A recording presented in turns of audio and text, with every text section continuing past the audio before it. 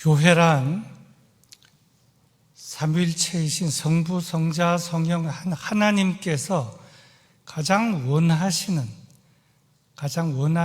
이상적인 공동체, 그 공동체가 교회이고요.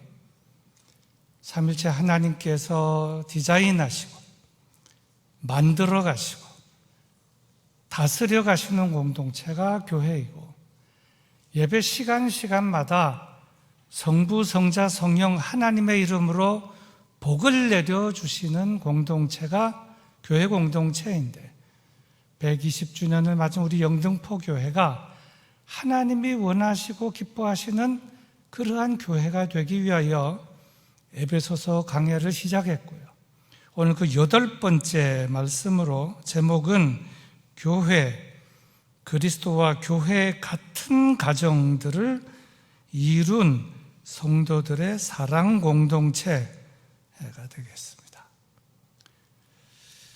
이 말씀은 본문에서 말씀하는 바와 같이 하나님께서 창조하신 가정에는 놀라운 비밀이, 사람이 만든 가정이 아니라 하나님께서 만드신 가정에는 놀라운 비밀이 있는데, 그 비밀이 무엇이냐?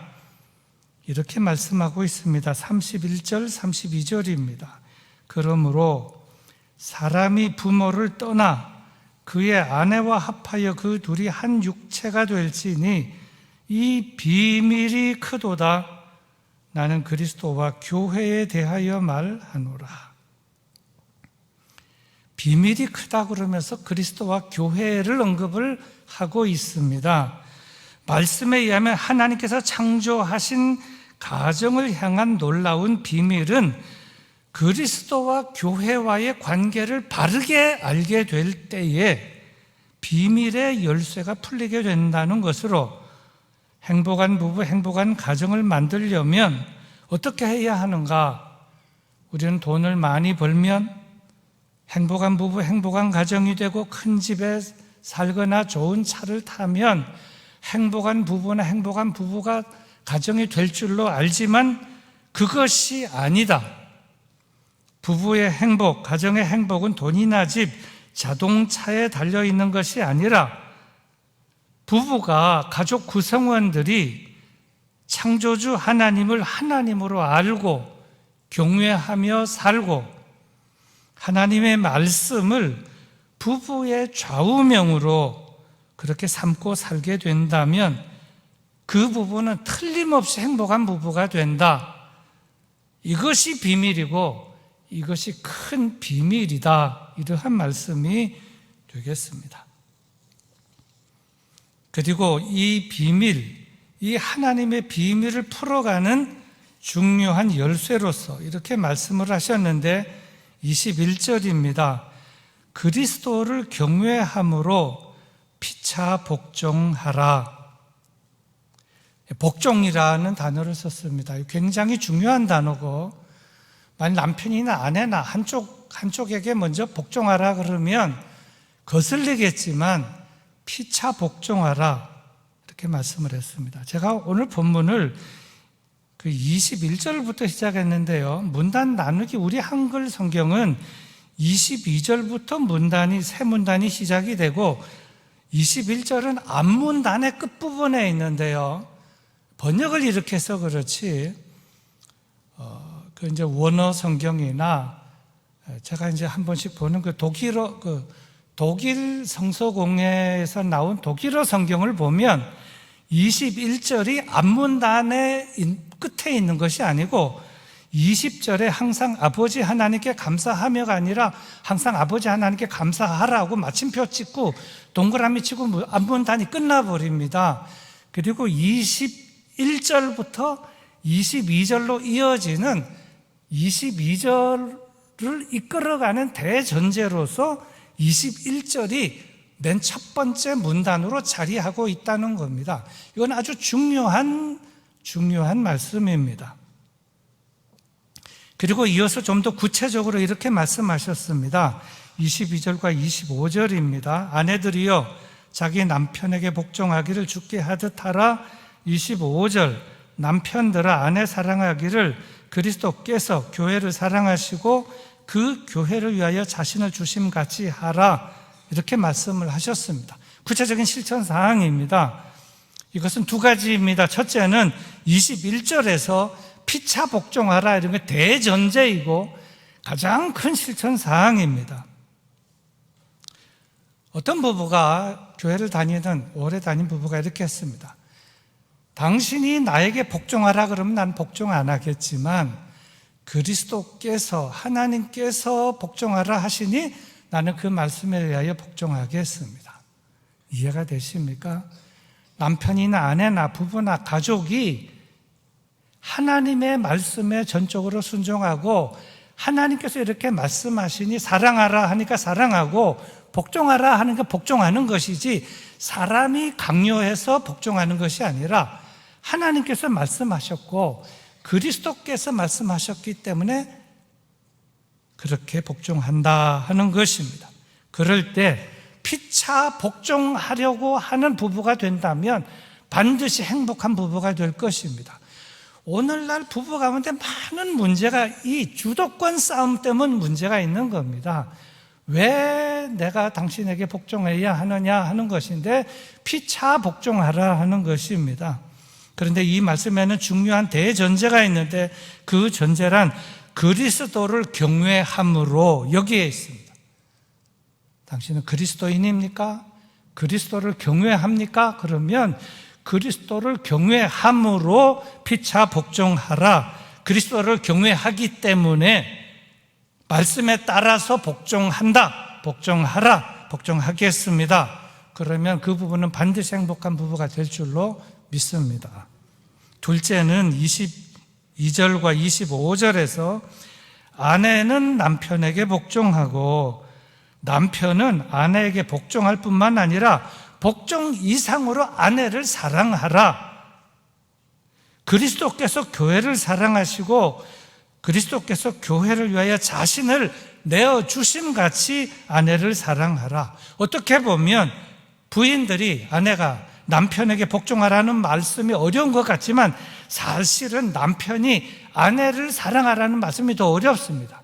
대전제가 남편과 아내는 서로 그리스도를 경외함으로 서로 복종하라. 이게 21절의 대전제이고, 나아가서 그것뿐만 아니라 남편에게 주신 것은 그리스도께서 교회를 사랑하시고 교회를 위하여 자기 자신을 내어주심 같이 아내를 자기의 목숨처럼, 목숨보다 더 귀하게 아내를 사랑하라, 이렇게 말씀하셨기 때문에 훨씬 더 어려운 이것을 잘 지키는 남편들이 된다면 그 부부는 틀림없이 행복한 부부가 될 줄로 믿습니다.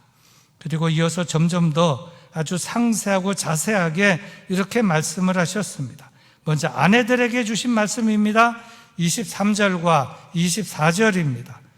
이는 남편이 아내의 머리됨이 그리스도께서 교회의 머리됨과 같음이니 그가 바로 몸의 구주시니라.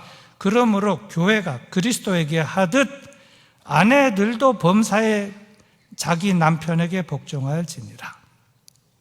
제가 아까 설교 앞부분에 가정생활의 행복의, 부부의 행복의 비밀은 교회와 그리스도의 관계를 바르게 이해할 때 부부의 행복, 가정의 행복이 있다고 하는 말씀을 드렸는데, 구구절절이 남편과 아내의 그 사랑과 행복, 그 안에 가장 중요한 열쇠는 그리스도와 교회의 관계를 쭉 설명을 하고 있다는 점을 여러분 놓쳐서는 안 될 것입니다.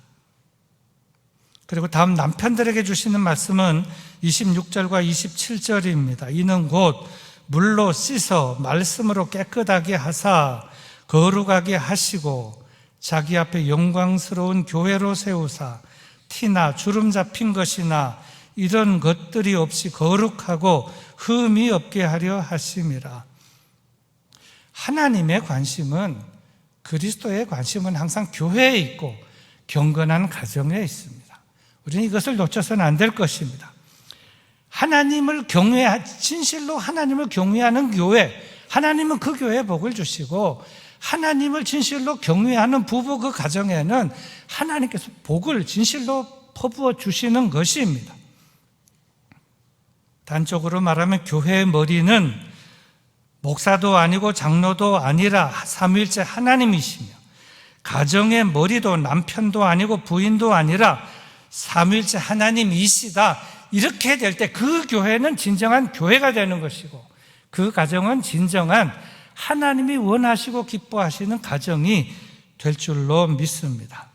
특별히 오늘 말씀 가운데 눈여겨보아야 할 말씀이 있는데 그것은 이것입니다. 그리스도께서 교회를 사랑하심과 같이 사랑하고 그리스도께서 교회를 위하여 자신을 주심과 같이 사랑하고 자기 자신을 사랑하는 것 같이 아내를 사랑하라.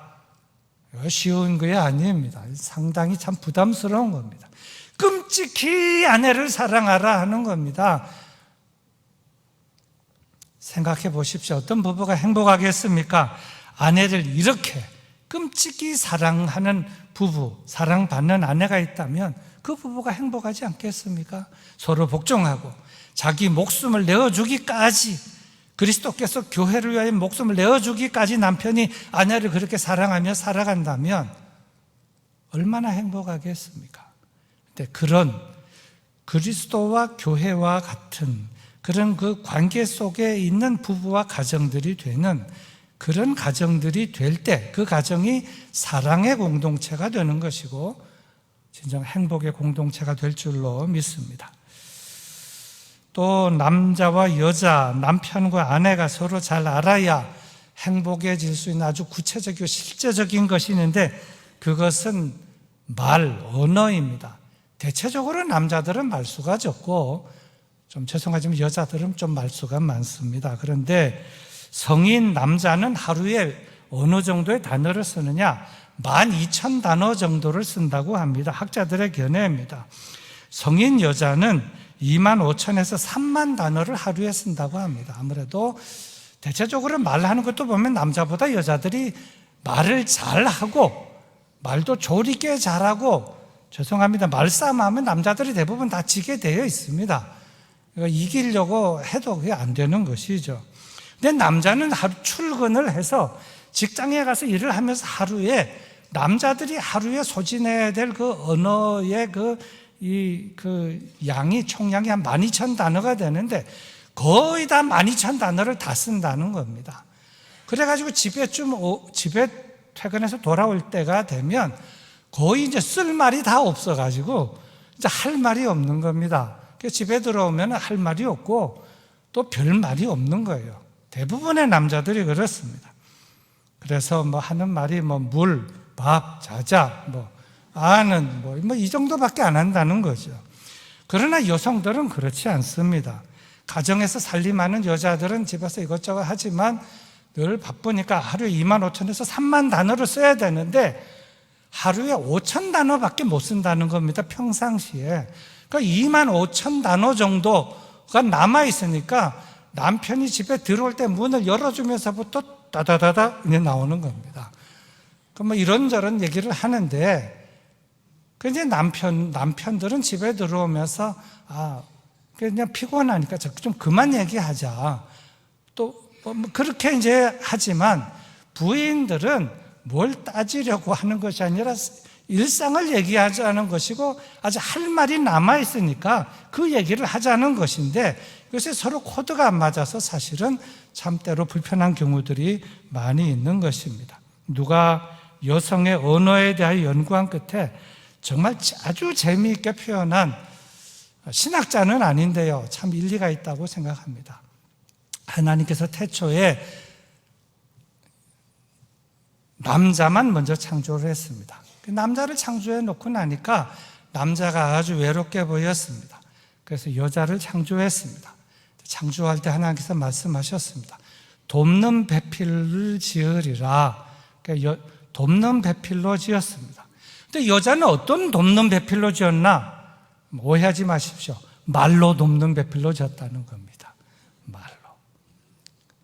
남자가 심심할까봐, 외로울까봐. 남자는 하루에 12,000단어밖에 안 쓰고 여성 25,000에서 3만 단어를 쓰니까 계속 이런저런 얘기를 해주고 또 재밌게 얘기도 해주고 그러면서 말로 보필을 해주는 배필로 하나님께서 그렇게 창조했다. 그건 한 이론입니다만은 상당히 일리가 있는 이야기다. 모든 남편들이 돕는 배필로 아내를 창조해서 부부가 되었으니 아내가 말할 때는 그 입을 막지 말고 말을 하게 해주고 말을 잘 들어주고 그리고 같이 잘 대화해주면 정말 행복한 부부가 될 줄로 믿습니다. 그리고 이어서 자녀들과 아비들에게 주시는 말씀입니다. 6장 1절에서 4절의 말씀입니다. 자녀들아 주 안에서 너희 부모에게 순종하라. 이것이 옳으니라. 내 아버지와 어머니를 공경하라. 이것은 약속이 있는 첫 계명이니 이로써 내가 잘되고 땅에서 장수하리라. 또 아비들아 너희 자녀를 노엽게 하지 말고 오직 주의 교훈과 훈계로 양육하라. 하나님을 경외하며 믿음으로 살아가는 가정, 그럼 어떻게 해야 행복한 가정이 되는가? 자녀는 부모에게 순종하며 살되 주 안에서 주님 말씀 따라 순종하며 살고 주님 말씀을 따라 부모를 공경하며 살아갈 때 자녀도 행복하고 부모도 행복하게 된다 하는 것입니다. 그리고 부모는 자녀를 양육하고 훈계를 할 때 참 조심해야 되는데 주의 교훈과 훈계로 주의 말씀으로 양육해야지 자녀에게 열받게 자녀를 노엽게 하지 말고 주의 교훈과 훈계로 바르게 잘 양육하게 될 때 바르게 자라나고 행복하게 잘 자라나게 될 줄로 믿습니다. 이제 설교를 마무리하겠습니다. 오늘은 8.15 광복 78주년 주일입니다. 그리고 올해는 경술 국치 113주년이 되는 해이기도 합니다. 경술 국치 1910년 경술련에 일어난 나라의 치욕, 우리 역사에서 처음으로 민족의 정통성을 훼손당한 국가와 민족의 치욕적 역사, 그것은 이러했습니다. 1910년 8월 22일 오후 2시 창덕궁 대조전 홍복헌에서 대한제국 마지막 어전회가 열렸습니다. 참석자는 대한제국 마지막 임금인 순종, 당시 총리 대신 이완용, 그리고 강요들이었습니다. 안건은 딱 한 가지였습니다. 한일 병합 조약 체결권, 다 한 안건이었습니다. 강요 중에 학부 대신 이용직은 한일 병합 조약 체결을 반대하다가 밖으로 끌려나가고 말았습니다. 그리고 나머지 강요들은 이미 이완용에게 매수를 당해서 한일 병합 조약을 다 찬성했습니다. 어전 회의가 시작된 지 1시간이 지난 오후 3시, 권력적으로는 이미 식물 인간이었던 당시의 임금 순종은 한일 병합 조약 체결의 전권을 이완용 총리 대신에게 위임을 했습니다. 이완용은 그 즉시 위임장을 들고 남산에 있던 데라우치 마사다케 통감 관저로 갔습니다. 그리고 그곳에서 이완용은 자신의 명의로 테라우치와 한일 병합 조약을 체결한 뒤 테라우치 통감과 함께 샴페인으로 조약 체결을 자축했습니다. 그때 시각 1910년 8월 22일 오후 5시. 그리고 그 이튿날부터 일주일 동안 일제는 전국에서 대대적인 검색과 검열에 나섰습니다. 그래서 수천 명의 항일 인사들을 투옥시켰고 민족주의 단체 대부분을 강제로 해산을 시켰습니다. 이처럼 일제는 일주일 동안 소요의 가능성 완전히 차단한 뒤 딱 일주일 뒤에 22일 날 회의라고 29일 1910년 8월 29일 한일 병합을 공식 공표함과 동시에 이 땅은 일제의 식민지로 전락하고 말았습니다. 그때 그들이 모여서 마지막 회의했던 한일 합병 조약은 무엇이었는가? 총 8개 조항이었는데 제가 여러 번 읽고 나서 차마 다 소개하진 못하고 몇 개만 소개하겠습니다. 제1항, 한국 황제 폐하는 한국 정부에 관한 모든 통치권을 완전히 그리고 영구히 일본국 황제 폐하에게 양려한다. 제2항, 일본국 황제 폐하는 전조에 게재한 양려를 수락하고 또 전 한국을 일본 제국의 병합함을 승낙한다.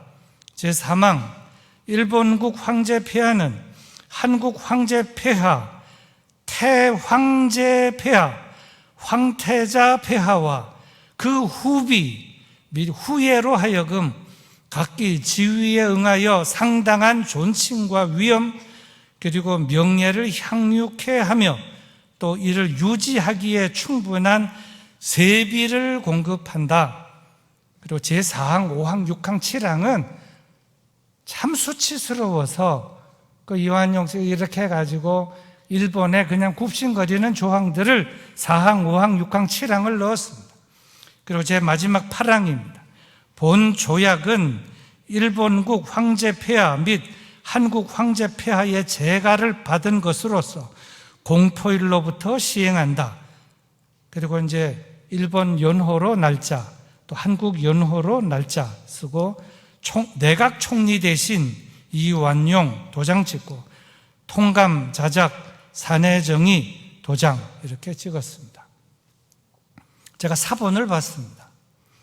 이렇게 되어 조선 왕조는 519년 만에 국권이 완전히 상실되고 말았고 한반도 전체는 하루아침에 남의 땅이 되고 말았습니다.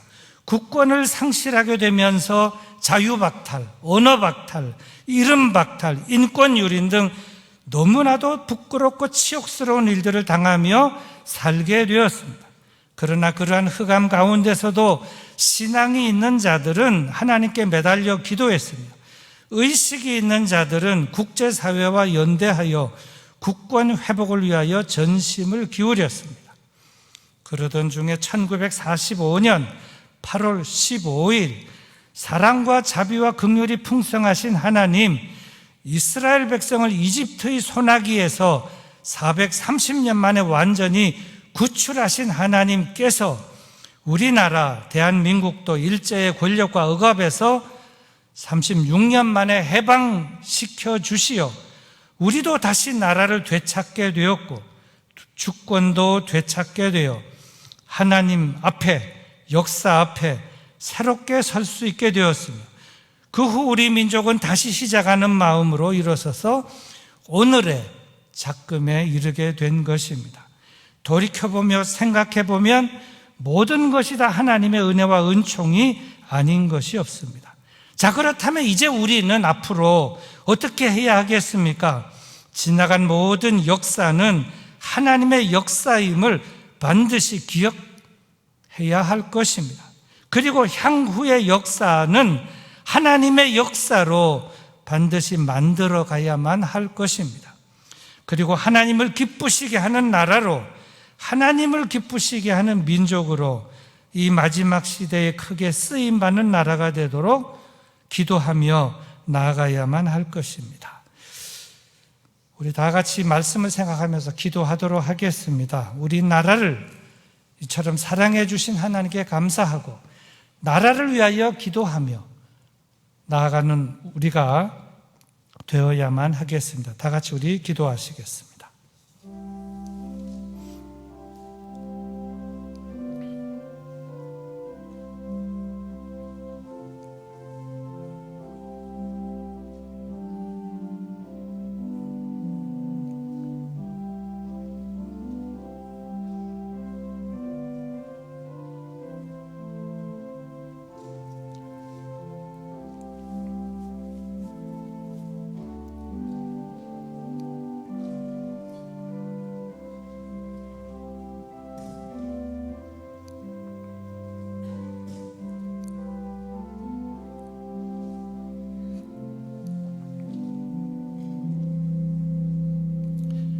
하나님 아버지, 78년 전 우리나라를 36년간의 일본의 소나귀에서 구출하여 주시고 해방시켜 주신 그 크신 은혜에 감사와 찬송과 영광을 올려드립니다. 역사를 믿은 민족에게 희망은 없다는 명언을 기억하면서 오늘 우리는 정신을 다시 바짝 차리고 우리에게 해방을 주신 그 의미, 자유를 주신 그 의미를 잊지 않고 이 마지막 시대에 귀하게 쓰임받는 민족이 될 수 있도록 인도하여 주시옵소서. 구주 예수 그리스도의 이름으로 기도드리옵나이다.